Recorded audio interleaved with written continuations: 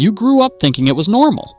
The walking on eggshells, the mood you had to read the moment you walked through the door, the way everything was fine until suddenly it wasn't, and you were never quite sure what changed. If you were raised by a narcissist, this video will explain things you have spent years trying to understand. Growing up with a narcissistic parent is one of the most confusing experiences a child can have, because it does not look like harm from the outside. There are no visible wounds. The house was probably kept. You were fed, dressed, taken to school. And yet something was deeply wrong. Something you could feel but never quite name. The difficulty is that a narcissistic parent does not hurt you the way most people picture hurt. They hurt you through patterns, through the way love was given and then quietly taken away, through the way your needs were consistently made less important than theirs, through the way the rules kept changing so that you could never quite get it right. And because this was your normal, you had no way of knowing it was not everyone else's normal too. That is the part that takes the longest to understand. And it is exactly where this video begins. And what comes next might be the first time any of this has been given a name. In a home with a narcissistic parent, love was never simply given. It was earned. It arrived when you performed well, when you agreed, when you made the parent look good, when you did not take up too much space or ask for too much. And it was withdrawn, sometimes without warning, when you failed to meet whatever the unspoken requirement happened to be that day. The impact of this does not stay in childhood, it travels with you. As an adult, you may find yourself in relationships always slightly braced for the moment when the love will be withdrawn. Always looking for the condition, always doing a little extra, always on edge, always waiting for what you did wrong to be pointed out. You learn to see love as something that could disappear at any moment, because it did. And the habit of watching for that threat does not simply stop because the childhood ended. It becomes the lens through which you see every relationship that follows. Children of narcissistic parents develop an extraordinary skill early in life, the ability to read another person's emotional state with almost frightening accuracy. You had to. Your safety depended on knowing exactly what kind of day your parent was having before they even spoke. You read their footsteps on the stairs, their breathing, the way they set something down on the counter, the tiny signals that told you whether today was safe or not. This skill follows you into every room you enter as an adult. You walk into a meeting and you have already assessed the emotional temperature before you sit down. You enter a social situation and you immediately sense who is upset, who is performing, who is about to cause a problem. People around you often remark on how perceptive you are. What they do not see is that this perception was not a gift. It was a survival tool. And the exhausting part is that it rarely switches off, even in rooms where you are completely safe. And this next one explains something about why calm can feel more frightening than chaos ever did. When chaos is your baseline, when tension, unpredictability, and emotional volatility are simply what home feels like, your nervous system calibrates itself to that level of stimulation.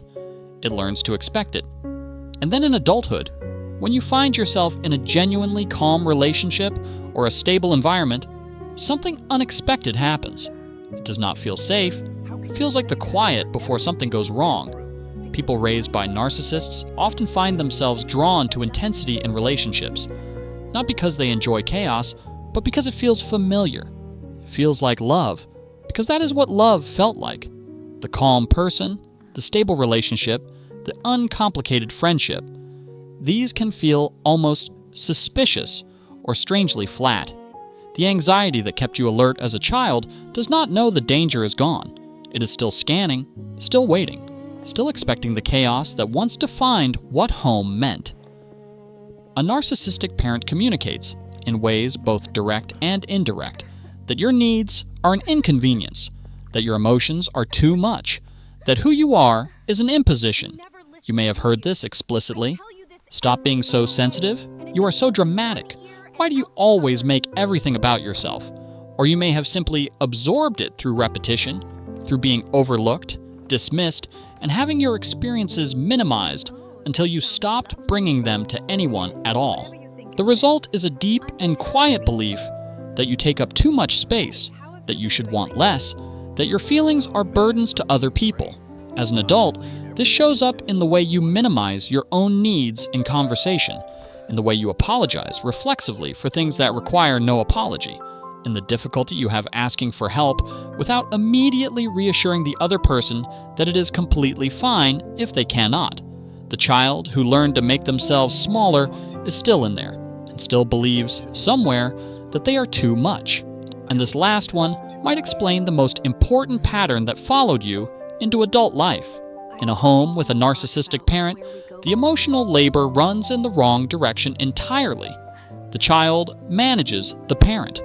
You learned early to monitor their feelings, soothe their moods, and take responsibility for their emotional state. When they were angry, it was somehow about what you did. When they were upset, it became your job to fix it. When they needed something, that always came first, always.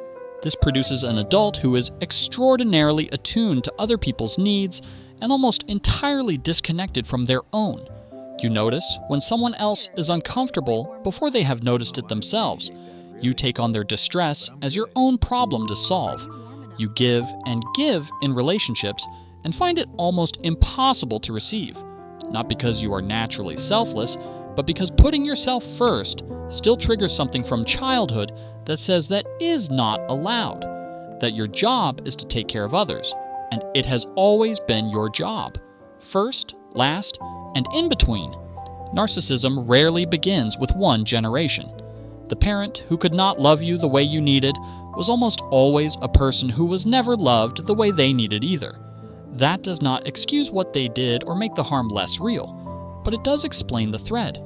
The parent who demanded constant validation was probably a child who never received it. The parent who could not put your needs first likely had their own needs unmet in ways that left a wound that never healed.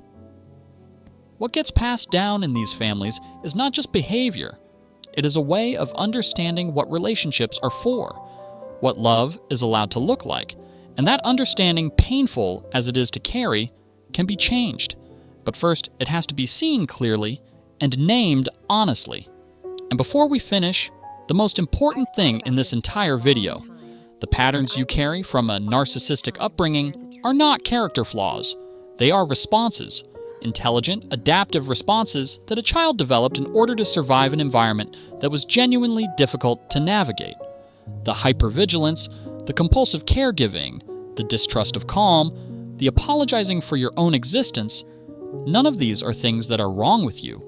They are things that made complete sense once, in a different room, at a different time, with someone who could not give you what you deserved.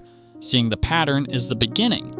You do not have to fix everything this week, but try one small thing. The next time you apologize for something that requires no apology, notice it. Just notice it, and let yourself notice it without judgment. That moment of recognition, small as it is the beginning of something genuinely different. You were raised to believe that who you are is not quite enough. That is not the truth. It is simply what you were taught. If this described you or someone you love, share this video with them today. Sometimes the most healing thing is simply knowing that what you experienced has a name. Take care of yourself, and we will see you next time.